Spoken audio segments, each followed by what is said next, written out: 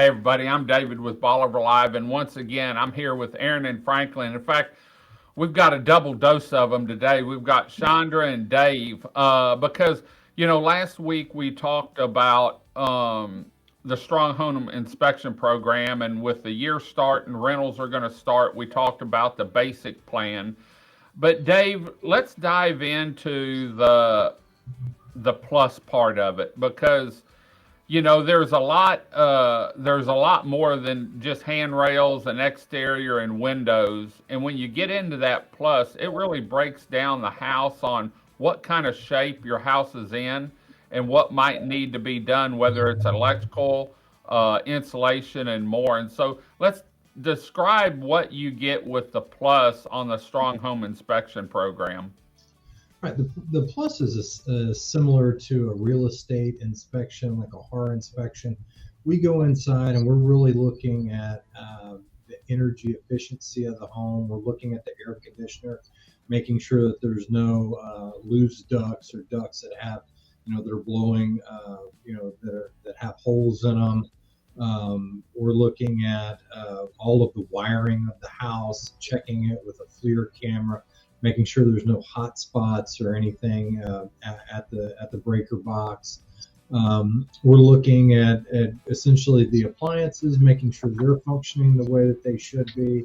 And then we also go through and we put a digital level on the floor system and just check the general levelness of the floor system. Beach houses, they kind of have a little bit of differences in the interior elevations, but we just kind of monitor that, get a baseline, and then so we have some houses on some of these federally funded programs that we go in and we get a baseline and we come back and check them every couple of years and just make sure they're not settling, make sure there's no other structural issues with them. We check everything from the water heater. We check all the insulation, make sure that when they put the insulation in it, that was covered, or if somebody came and worked, that they didn't move some of it, so there's just a lot of things that we're looking at on the interior of the house. We look at all the water, make sure we take a FLIR camera and make sure we don't see any water drips behind walls and things like that. A lot of times, a contractor, you'll be in there and a guy will shoot a nail and 3 years, it hits a water line, and 3 years later it starts to leak. Yeah. So, we've seen that. Couldn't tell you how many times. So, after when you go in and do work on a home, say that they're doing handrails or something, replacing them maybe. Do you have to come out and re-inspect that, or is that part of what the contractor should do whenever he does it for windstorm and for the Strong Home Inspection Program? Well, for windstorm, anything that you're doing on the exterior of the home, you're gonna have even replacing deck boards. They want that done, and they want that basically recertified. Any of the components and cladding on the exterior of the house is going to fall under an inspection for TWIA, and TWIA has gotten very good about finding, they have different programs and different satellite imagery programs. They can tell if you got a new roof. They can tell, they have the AI now that takes the street view, different versions of street view to see if there's different. So we're getting a lot of these, post-construction inspections off of those things. But as far as the smart home one, that's kind of separate from your regular windstorm inspection. Okay. Basically, you say, hey, I'm changing the roof. We come out there, we check the roof, make sure everything's good, certified through the state. The strong home would be, hey, I haven't had the roof checked. Is it getting close? Should I get, and then we'll tell you, hey, yeah, you got probably maybe 5 years left on this roof, or you're at the end of its useful life, or you're getting a loss of granulation. You have a lot of granulation. You're getting some cupping on the shingles. Probably go ahead and time to replace. So. I think the main difference is that it gives people a baseline for maintenance, things that are going to be upcoming. And of course, for us, it's the main life safety issues. When you're talking about beach house, you're talking about something that's 12, 15 plus feet off the Right. ground. Life safety is really important, especially like you're talking about handrails and guardrails, making sure that all the posts that are supporting like a roof structure in a deck are securely fastened, that all the bolts for stringers in the floor system are still in good shape. And so, when we look at those things, I mean, those are maintenance issues, but they'd also be safety issues. So we want to make sure that anything safety related gets relayed to that customer, and we can kind of grade it as to kind of like what level of importance it has. If it's something like, sometime in the next year you need to take care of this, versus, hey, do not let anybody on your deck until this is taken care of. Right. So there is grades of that. I've got a deal about, and it doesn't matter if it's new construction or what. I've got a deal about leaning against handrails. You will never find me leaning against a handrail because, man, it's just, and I don't know why. My thing is that before I walk on a set of stairs, I'm walking underneath it to see how it's attached. Because if it's not attached to the deck well, or if it's not blocked or hanger to it, I mean, Chandra's not getting on it. So it's funny how engineers look at things whenever they're. I'm sorry, I'm going to have to cancel dinner tonight because your stairs aren't battened off good enough. 100%. My husband says he can't take me anywhere because I'm always looking at like what's going on in the ceiling, and how's that put together, and is that going to fall down? And yeah.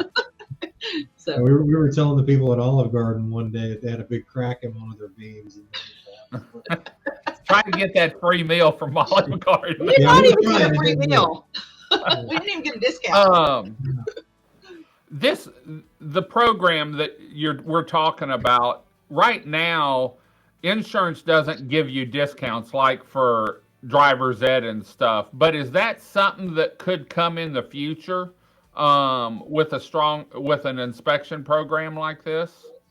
One of the areas that it really benefits you, and it's we had Beryl last year. One of the things when they come in and they have a big loss like that, and they have adjusters, and the adjusters come from all over, is what was the baseline of your house? You get into what they say is, okay, you had deferred maintenance here, and they don't want to pay. Right, and that's where you have the ability, if you have one of our reports, you can come back and say, hey, we had this company come out, they looked at it at our house, and they said at that time that all this siding was in good condition, it had a certificate on it, it should be covered. That's what I've always said about this inspection program is, Dave, you and I have talked about it, and Chandra and I have talked about it. It gives you the backbone to stand up, because we all went through Ike, and we know, that was, wind, or that was water, or that, it was deferred maintenance, and so we're not going to cover it. And people really had to fight. When you have one of these engineered inspection reports, there's no question. And if it did go to court, I imagine they're going to look at the engineered, a report that was done in May, Beryl hit in July, and said, okay, your roof was 100% in May. Here we are in July and it's gone. Yeah, you guys need to pay for the re-roof, Exactly. Yeah, it keeps you out of court, basically. Yeah. It keeps you from having to go to that next level. And anybody, insurance companies, they don't want to just buy you a new roof. They're gonna have some resistance there. So the more things that you have in a report like that will say, hey, the house was in good condition before, this is the damage we're seeing now, it wasn't deferred maintenance, this is, you need to go ahead and write this as a loss on whatever. Just one more arrow in your quiver to fight against those claims. In the weather that we're having down here, I mean, a tornado at Christmas time, knock on wood, we haven't had the hailstorm, but they're talking about, I was talking to Eric Graves yesterday, and he said, David, we were talking about upcoming hurricane season. He said, man, we have to get through spring first. I don't think it's going to affect us, but I think that central area, northern Louisiana, Arkansas, southern Missouri, Oklahoma, Kansas, Mississippi, I really think they're going to see more tornadoes and more strong storms this spring than we have in the past. And I said, hey, keep it north. Anything north of Huntsville, I'm good with. Right. And so, and this is a yearly inspection program that once you set it up and you get the first one paid for, you can actually pay monthly so that when it comes around again, you really don't have to pay anything. It's just a yearly Just a inspection that subscription. goes Yeah. out.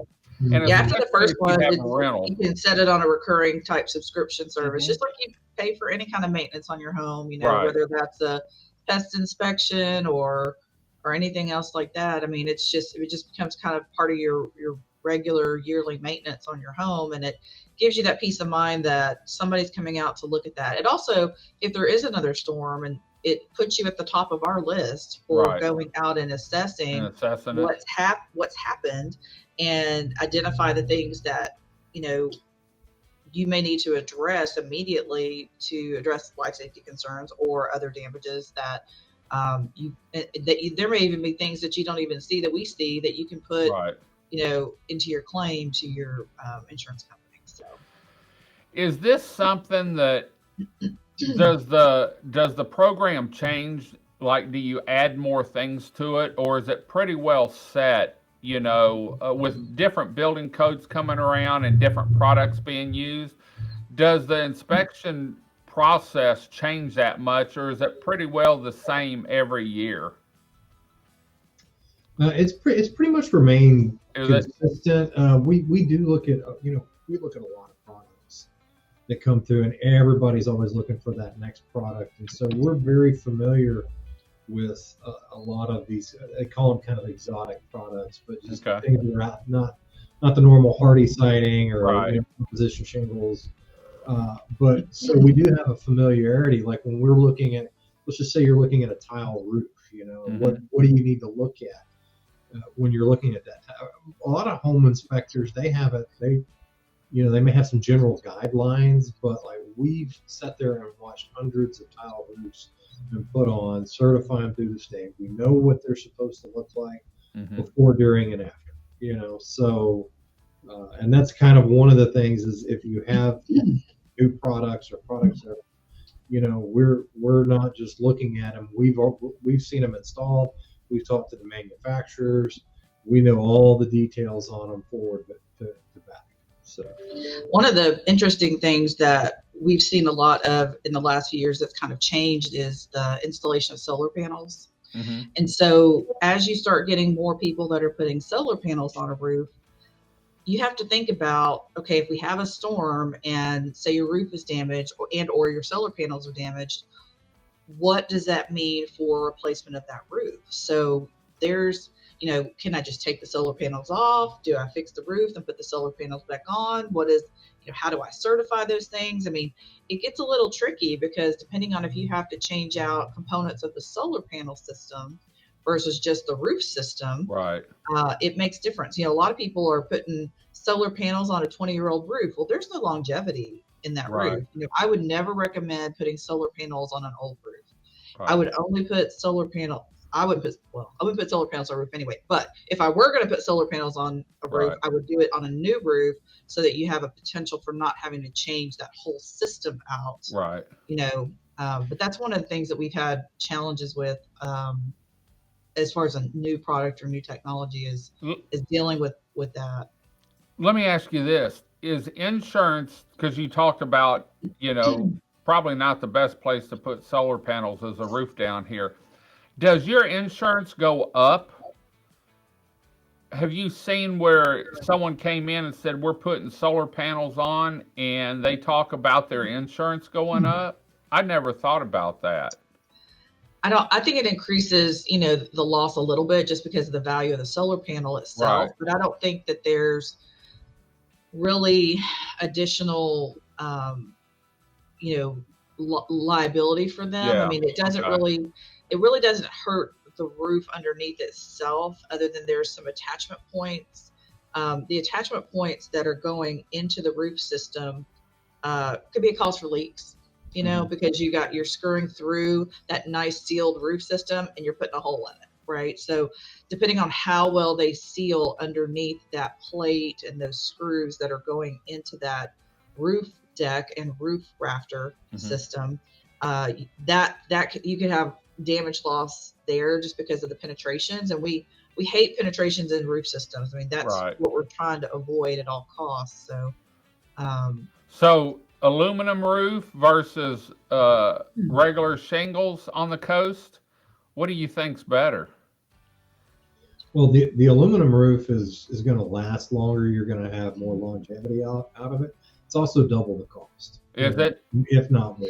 Okay. Well, and the other problem is we get a hailstorm. You don't see it so much on a shingle roof. You see every little ding on those metal roofs. I didn't think about that. I was just wondering because, at one time, a lot of people were going to the sheathing the aluminum roofs, and now you don't see it. And I haven't seen any down here in a while. And so I was just wondering, but someone had told me that they're about double the cost now. And one of the other things too, David, is that the roof deck for any kind of aluminum metal roof usually has to be 5/8 plywood. Oh, does it? Yeah. And so it can't be a 7/16 OSB or a half-inch OSB. It's got to be a 5/8 plywood, and so that again drives the cost up again. So say you've got a shingle roof right now, and you're going to go put it on. Well, you've got to change the roof deck too, So it's not just putting the roof on; you've got to fix the roof deck as well. So they're not. Most of them are not tested over an OSB product, or if they are, the pressures are so low that we can't use it here. It's not high enough. So. Great. Well, if people want to get some more information on the Strong Home Inspection Program, is it best to go to your website, AranFranklin.com? Yeah, AranFranklin.com. They can either link directly through there and submit a request to speak to somebody, give us a call, or email us at info@AranFranklin.com. Great. Well, Dave, thanks for joining us. We're going to come back next week, and we're going to talk about RV covers or RV ports here on Bolivar, but also in Galveston County. A lot of people have gone to those as a less expensive way of having a home down here or a weekend home. And so we're going to talk about the steps you can take to make sure you get those. Don't just throw them up. You're going to want to have some engineered drawings. So we're going to head on out. Until next time, I'm David with Bolivar Live. Y'all have a great day, great week. Come see us. God bless, and bye-bye. Video equipment is sponsored by Crystal Beach Decor and More, located at 1959 Highway 87 in Crystal Beach, Texas, and Beachy Beatnik Boutique and Jewelry, located at 970 Surfside and Highway 87 in Crystal Beach, Texas. Thank you to these two businesses for being our 2025 video equipment sponsor for Bolivar Live.